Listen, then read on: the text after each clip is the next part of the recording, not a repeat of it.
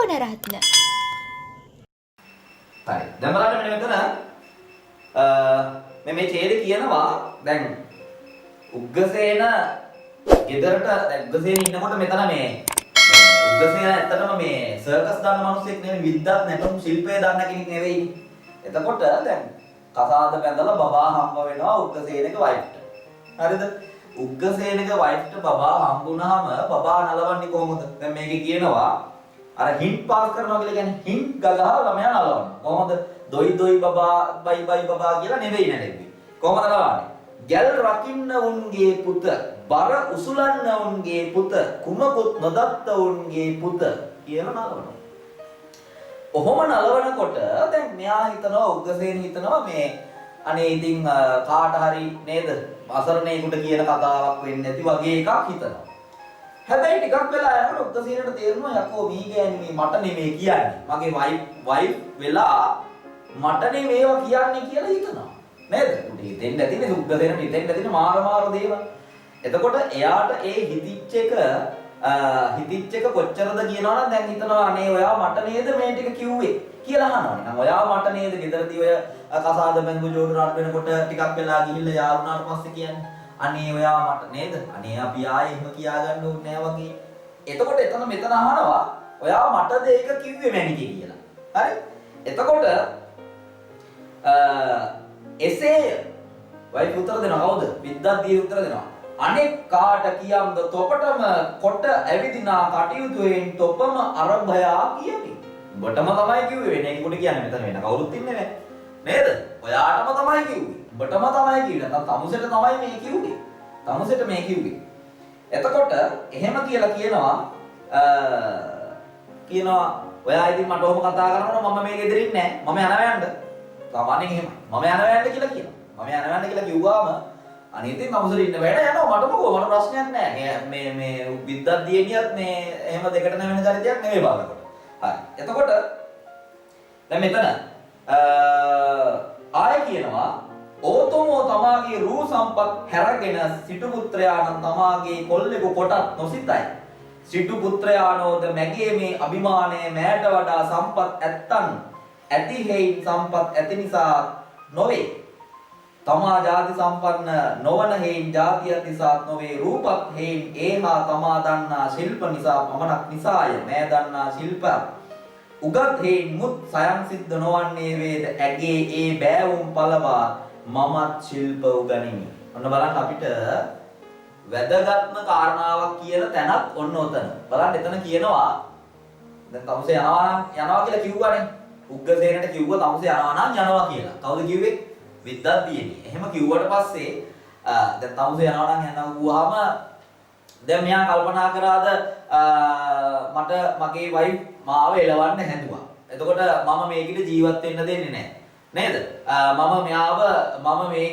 මේකිට යහතින් ඉන්න දෙන්නේ නැහැ කියලා හිතුවේ නැහැ. නේද? අන්න බලන්න එයාට එක අභියෝගයක් බාර ගන්න සිද්ධ වුණා ඒක.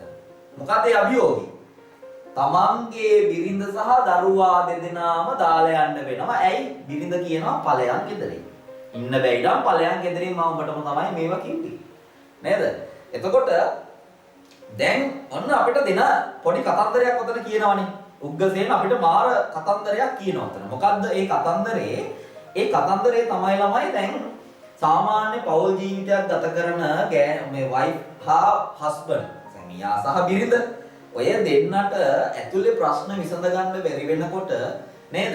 දැන් ඔන්න දැන් සාමාන්‍යයෙන් මම දැනට අවුරුදු කීපයක අවුරුදු 15කට විතර කලින් ලංකාවේ දික්කසාද නඩු තිබුණේ සාමාන්‍යයෙන් දවසකට 4ක් 5ක් වගේ තමයි දික්කසාද නඩු තිබුණා කියලා කියන්නේ. හැබැයි දැන් මේ වෙද්දි උසාවි වල දවසකට දික්කසාද නඩු 50ක් 60ක් වගේ වෙනවා.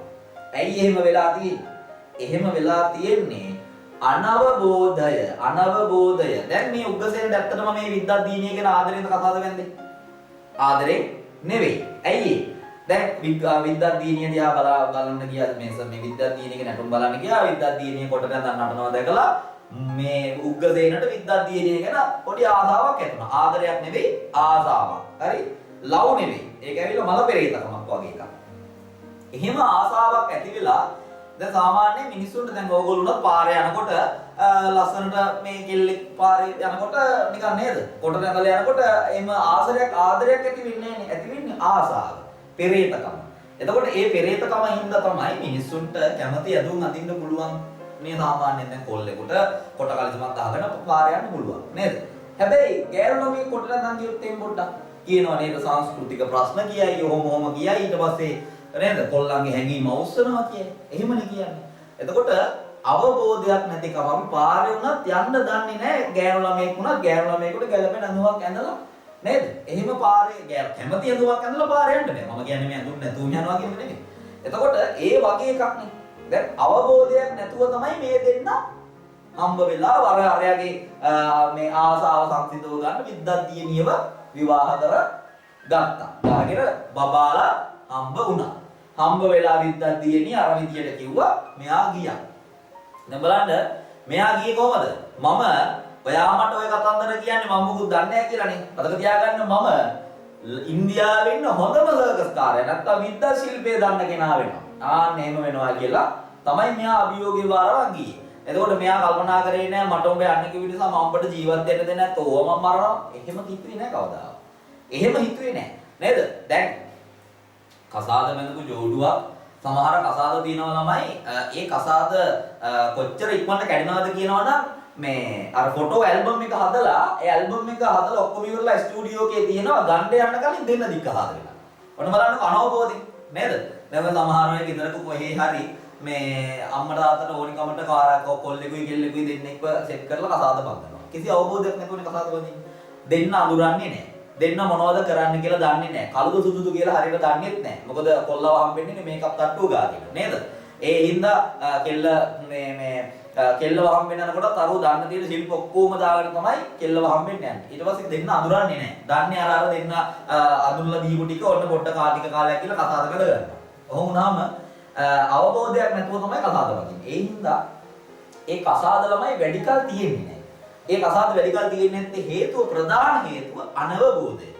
දැන් සතර කර්මන්ත්‍රණේ තියෙනනේ ඉවසීම වගේ ඒවා. ඒ වගේම අනවබෝධය කියන්නේ ජීවිතේට අත්‍යවශ්‍ය. මේ අනවබෝධයෙන් වැඩ කටයුතු කිරීම ජීවිතය සම්පූර්ණයෙන්ම විනාශ කරන හේතුවක් තමයි. එතකොට ඒ නිසා තමයි ගොඩාක් මිනිස්සුන්ගේ මේ සම්බන්ධතා බිඳෙන්නේ. අනවබෝධයෙන් වැඩ කරනවා. දැන් උග්ගසේනගේ අනිත් එක තමයි උග්ගසේන අභියෝග ජයගත්ත කෙනෙක් එකාදකි.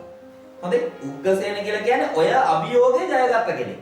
දැන් තමන්ගේ ගෙදර මිනිස්සයා තමන්ව ගෙදරින් එළියට දැම්මට පස්සේ ගෙදර මිනිස්සයාට පීයෙන් අනින්න ගියෙත් නෑ. ගෙදර මිනිස්සයාව අර පුච්චලා මේ වහලෙන් පෙට්‍රල් දාලා ගිනි තියන්න ගියෙත් නේද?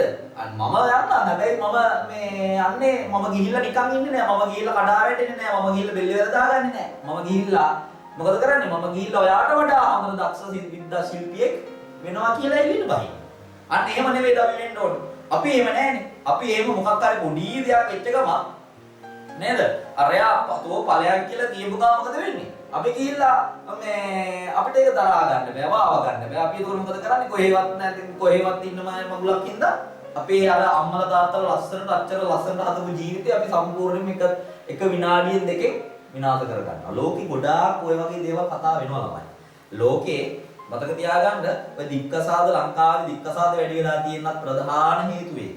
දැන් බලන්නකෝ ලංකාවේ ඉන්න ගොඩාක්ම නළු නිලියෝ ඇයි වැඩි කාලෙ නැතුව දික්කසාද වෙන්නේ? මේ ලොකු ළමයි ඉන්න මේ ජෝඩු දික්කසාද වෙලා අද මුකුත් නැතුව එක් දෙන්න දෙපැත්ත නම් වෙනම මේ පිස්සු නම් රට ඉන්නවා.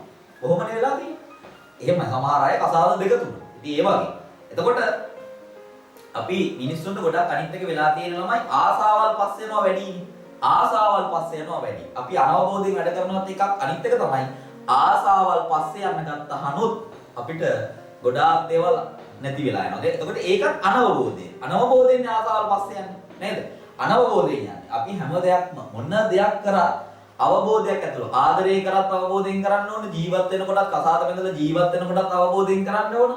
මොන දේ කරත් අවබෝධයෙන් කරන්න ඕන. අවබෝධයෙන් කරේ නැත්නම් අපිට කොයි මොහොතකදී හරි ප්‍රශ්න වෙන්න පුළුවන්.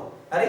ඒක තමයි දැන් උග්ගසේනකේ ඒ අනවබෝධයේ හින්දා තමයි දෙන්න අතර තිබිච්ච සම්බන්ධතාවයේ ගැටලු හින්දා තමයි ප්‍රශ්නේ හින්දා තමයි මේ උග්ගසේන අරයව දාලා යන්නේ. අරයට යන්න වෙන්නේ උග්ගසේනට මේ විද්‍යාදීනියගේ බෑවුම් බෑවුම් නිසා එතනින් පලා යන්න වෙන්නේ. කතන්දර නිසා එතනින් එළියට බහින්න වෙන්නේ අවබෝධයක් නැතිකම. එතකොට ඒක බලන්න අපිට මාර අදහසක් ඒක දෙනවනේ. ඕගොල්ලෝ දැන් ඕගොල්ලන්ගේ වයසේදී සමහර වෙලාවට නේද මම මේ ඕගොල්ලන්ගේ වයස්වලදී සමහර කාලවල මිනිස්සු අනවබෝධයෙන් මේ එක එක සම්බන්ධකම් ඇති කරගන්නවා. ඒ ඇති කරගත්තාම ඒ සම්බන්ධකම් ඇති කරගත්ත වෙලේ ඉඳලා නේද අනවබෝධය නිසා ඒක අවබෝධයක් ඇතිව කරන්නේ නැහැ. ඔය අනවබෝධය වැඩි හින්දා මොකද වෙන්නේ හැම වෙලේම රණ්ඩු එක්කෝ ඉක්මනට හදිස් වෙලා ඉක්මනට කතාද වදිනවා අනවබෝධයෙන්. හදිස් වෙලා ඉක්මනට කතාද වදිනවා. හදිස් වෙලා ඉක්මනට කතාද වැන්දාම මොකද වෙන්නේ? හදිස් වෙලා දරුවා හම්බ වෙනවා. හදිස් වෙලා දරුවා හම්බ වුණාම මොකද වෙන්නේ? ඔන්න ප්‍රශ්න. ඇයි එක දෙන්න වෙනකොට දෙන්න තුන් දෙනා වෙනකොට ප්‍රශ්න වැඩි නේද? පොඩි එකාට කිලි දෙන්න ඕන. පොඩි එකාට උමනා පාකින් හිටු කරන්න ඕන. ඔය වගේ ප්‍රශ්න. ඉතින් ඒ හින්දා අනවබෝධය නිසා තමයි උග්ගසේන ඇනගන්නේ. සිංහලෙන් කියනවා නම් නේද? ඇනගන්නේ අනවබෝධයේ හින්දා. එතකොට අපි මොන දේ කරත් ළමයි විශේෂයෙන් මතක තියාගන්න මේ විශේෂයෙන් ඔය ගෑනු ළමයි නම් ගොඩාක් දුරට මේ කරදර වලට පැටලෙන්න අනවබෝධයෙන් හින්දා. මේ ඔන්න මෙන්න O level විභාගේ ඔන්න මෙන්න පැනලා යනවා. මේ ඔන්න මෙන්න A level විභාගේ ඔන්න මෙන්න පැනලා යනවා. එක්කෝ ගෙදර අම්මා තාත්තා කොල්ලට කැමති නැහැ කියයි. නේද? එක්කෝ අර කොල්ලා මේ කතා කරනවා අපි පැනලා යන් මගුලක් වන්නේ නැහැ එහෙම කියලා. පැනලා යන් කියලා කිව්වහම ඔන්න ගොන් කවට පැනලා යනවා. හරි? හැංගීම් වලට වහල් වෙන්න එපා ළමයි. හැංගීම් වලට වහල් වෙච්ච නිසා තමයි උග්ගසේනත් කරදරේ වැටුනේ. නේද? උග්ගසේනත් කරදරේ වැටෙන්නේ හැංගීම් වලට වහල් වෙච්ච නිසා. අනවබෝධයෙන් තමයි හැංගීම් වලට වහල් වෙන්නේ. හැංගීම් වලට වහල් වෙන්න අපි කරදර වල පැටලෙනවා වැඩි. කරදර වල පැටලෙනවා වැඩි. කරදර වල පැටලෙනවා කියලා කියන්නේ අපේ ජීවිතේ සම්පූර්ණයෙන්ම විනාශ වෙන එක විතරයි වෙන්නේ. දැන් ඔයාලට ඔය ලස්සනට ලැබිච්ච ජීවිතයක් නේ තියෙන්නේ. ඔය ලස්සනට ලැබිච්ච ජීවිතේ කොහේවත් ඉඳලා ආපු මිනිහෙක් හෝ ගෑණියෙක් හින්දා විනාශ කර ගන්නවාද නැද්ද කියන එක තියෙන්නේ ඕගොල්ලෝ කරන වැඩත් එක්ක. හරිද? ඕගොල්ලෝ කරන වැඩත් එක්ක. ඔයාලාගේ ඔය ලස්සන ජීවිතේ ලස්සනට ලැබිච්ච ජීවිතේ අම්මලා තාත්තලා බොහොම වේදන් කරලා ආදරෙන් හදාගත්ත ලස්සන ජීවිතයක් නොකරන්න තියෙන්නේ.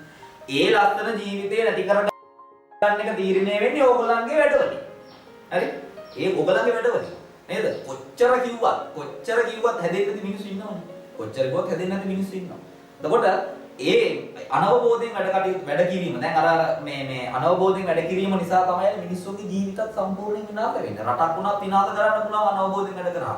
රටක පාලකයෙක් අනවබෝධයෙන් වැඩ කරනකොට නේද? දොන්ජුවන් ධර්මපාල වගේ මිනිහෙක් රටක පාලකයෙක් වුණොත් එහෙම ඒත් අනවබෝධයෙන් වැඩ කරන්නේ. කාගේවත් ඕනෑපාකම් වලට මේ රටක මේ ප්‍රධානියෙක් විච්ච මිනිහෙක් වුණාම අනවබෝධයෙන් වැඩ කරන්නේ. එතකොට ප්‍රශ්න වෙන්නේ. ඒ නිසා උග්ගසේන අපිට හරි ලස්සන පටපාඩම මේ පණිවිඩයක් දෙනවා නේ. උග්ගසේන හරි ලස්සන පණිවිඩයක් දෙනවා. මොකද උග්ගසේන අපිට ඒ කතාව කිව්වේ නතර උග්ගසේන ඇතුලෙන් අපිට කියනවා උඹලා අනවබෝධයෙන් වැඩ කරන්න උඹලා විනාශ වෙන එක විතරයි වෙන්නේ.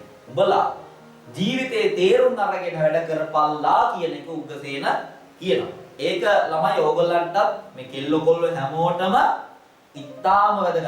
දැන් මේක මම හරි මේ කැමති මේ කතාව මේ පාඩම මේ සද්ධර්ම රත්නාලි මේ උග්ගසේන සිටුපුත්‍රයා කතාවස්තු ඕගලන්ට මේ ඇත්තටම දැම්මන්න. මේ වයසේදී තමයි මේ අදහස ලොකුවටම කෙලින්ම ඔලුවට ගන්න ඕන. අවසාන උග්ගසේන නිවන් දැකපු එක වෙනම කතාවක්. ඒ ඇතුළේදී ඒ අතරමැද තියාට දෙනව නේද? අභියෝග ජය ගන්න. දැන් ඔයාලට ඔය වගේ ප්‍රශ්නයක් වුණොත් ඔයාලා මොකද කරන්නේ? ඔයාලා හොට්ටු පෙර අඬනවා. හොට්ටු පෙර අඬනවා. ඊළඟට බිම පෙරලි මඩ කාකා පස් කනවා බිම පෙරලිලා වැලි කනවා ඕවනේ කරන්නේ නේද? අර කොහේවත් නැති කුණු හඩු සින්දු අහනවා. ඊට පස්සේ ඉතින් එන්නේ ඔළුවට විකාර. ඉතින් ඒ නිසා අනවබෝධය කියන එක ළමයි අපේ ජීවිත විනාශ කරන්න පුළුවන් මට්ටමේ හැඟීමක් කියන එක මතක තියාගන්න උග්ගසේන සිටුපුත්‍රයාගේ කතා වස්තුව ඇසුරෙන්. හරිද? ඒ හින්දා ඒක මතක තියාගන්න. හරි. එතකොට ඊටු ටික මේ බලා ගන්න.